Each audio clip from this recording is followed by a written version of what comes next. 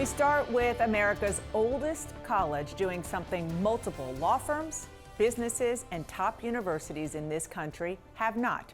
Stand up to President Trump. And today, Harvard is paying the price, literally.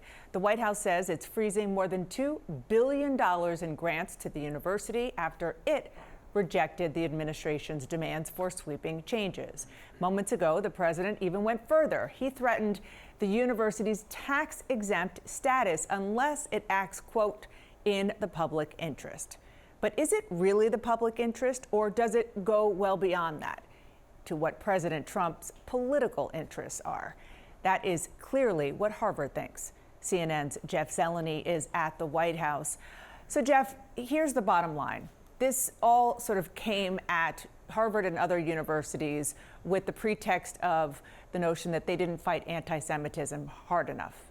But what they have asked for inside that White House in terms of demands for reform is far more than fighting anti-Semitism.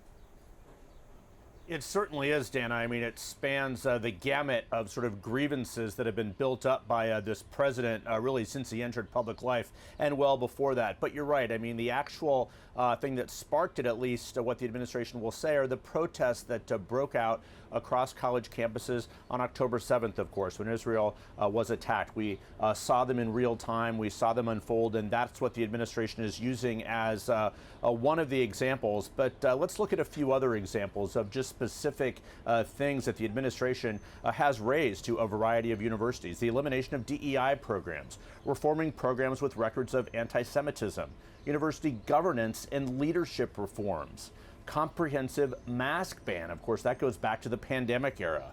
Merit-based hiring and admission reform, an audit of viewpoint diversity, as well as student to discipline policies, including police involvement. So if you look at the actual sort of points of fact that the universities are being presented with, and some of it also comes with the closure of the Department of Education, at least the recommended closure. Universities are being hit with a wide gamut of things, and universities have grumbled but have not pushed back until Harvard. But Dana, this is very interesting, and we heard from Harvard in recent days, but a new letter from a couple of conservative lawyers who have strong conservative credentials points out that Harvard is going to stand its ground. Let's look at one specific phrase from that letter from Robert Hur and William Burke. The university will not surrender its independence, they write, or relinquish its constitutional rights. Neither Harvard nor any private university can allow itself to be taken over by the federal government. Of course, Burke was a former deputy White House counsel in the Bush administration. Robert Hur is the one who questioned President Biden. He was the special counsel. So interesting that Harvard has chosen conservative lawyers to represent them. Of course, they will go on to say that a lot of these dollars are used for medical research, for the common good. But it certainly is the front on a variety of fronts of flexing the president's executive authority, one of many cases that we're seeing. But Harvard is doing something different. It's standing up. We'll see how they fare, Dana. Turning up the heat, President Trump now threatening Harvard University's tax-exempt status, suggesting it be taxed as a, quote, political entity. Now, this Truth Social post follows the administration's decision Monday to freeze more than $2 billion in federal funding after the nation's oldest university rejected demands to change its policies. The White House pushing Harvard to make significant changes, including ending its DEI programs, banning masks at campus protests, and giving, quote, full cooperation to immigration officials, among other things. We're joined now by Ryan Enos. He's a professor of government at Harvard University. He's also part of a lawsuit filed by Harvard professors fighting these policy demands. And Ryan, I want to get to that in just a second. But first, we just heard from the White House Press Secretary Karoline Leavitt on this, and I want to play what she said and then get your reaction to what she's saying. Here's what she said.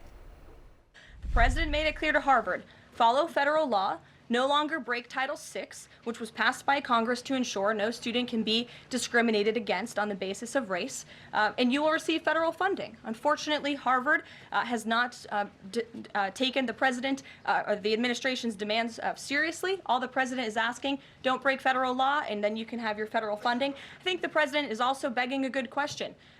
More than $2 billion out the door to Harvard when they have a more than $50 billion endowment. Why are the American taxpayers subsidizing a university that has billions of dollars in the bank already? And we certainly should not be funding a place where such grave anti-Semitism exists. I'm curious, you would just. Ryan, I just want to get your reaction to what she just said. I would say two things. First of all, I don't think that any honest person believes that Donald Trump cares about anti-Semitism. This is a guy who dines with white supremacists. He has people in his close circle who give Nazi salutes. And he has coddled white supremacists and Nazis for years. So this is not about anti-Semitism. That's a pretext for an authoritarian attack on universities, just like Donald Trump has attacked the press and other pillars of a free society. It's also the case that this $2 billion that they're talking about that goes to Harvard is funding that goes towards things like child's cancer research at the Boston Children's Hospital. And I would challenge Donald Trump to explain to the American people why he thinks he can take money away from children's hospitals. That's what's at issue here. And back in early March, you co-authored an op-ed in the Harvard Crimson, and you wrote in part that you believe democracy is in greater peril today than at any time in modern U.S. history. And you went on to say, in the face of this assault, Harvard's silence has been deafening. Now, since then, Harvard has pushed back against the Trump administration, which is kind of where we find ourselves now with this $2 billion in federal funding that they're revoking. How would you assess the school's actions today at this point? The school is doing the right thing. It's living up to its values, and it's living up to its responsibility as a leader in American society. And it speaks to the problem, which we raised in that op-ed, which is that American democracy is under attack here. It's not just higher education. It's certainly not just Harvard.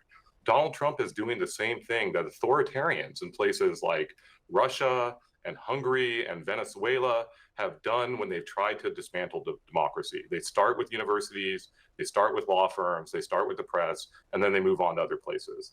And Harvard and other leading institutions has a responsibility to speak up and say no to those things. And I think so many of us were thrilled yesterday when Harvard finally did the right thing and said, no, we are going to say no to these un-American and unconstitutional attacks on our civil society. And as people are watching this, to perhaps an American out there who is struggling with high prices and to get through a day, the line that Caroline Leavitt said in there about the billions of dollars in the endowment for the university and the $2 billion in funding, I hear what you're saying. These monies go to different things. But what do you say to those people? Why should they care? They don't attend Harvard. Their child may not attend Harvard. Why should they care about what's happening on your campus and to your university? Yeah, I get that. I'm not asking anybody to feel sorry for Harvard. What we are talking about here is an attack on civil society, and it's not going to stop with Harvard. It didn't stop with Harvard. He's moved on to other institutions, other universities. He's moved on to K through 12 schools. He's attacked the press. He's attacked lawyers. He's attacking anybody that disagrees with him. And that's what authoritarians do. They attack anybody that pushes back. So Harvard's responsibility as the oldest and the richest university in the United States, the richest university in the world, is to push back on these things. It's not ultimately about $2 billion for Harvard. It's about whether we have free speech in this country. It's about whether people are able to study what they want, to criticize their government, and do all the things that make America a free country. That is what Donald Trump is attacking. And you can care less about Harvard. I understand why most people would. But in the end, it's a lot bigger than Harvard, and Harvard is putting up a fight now that all Americans should get behind. And we're going to see where that fight leads. Ryan Enos, thank you so much for your time. We really appreciate it.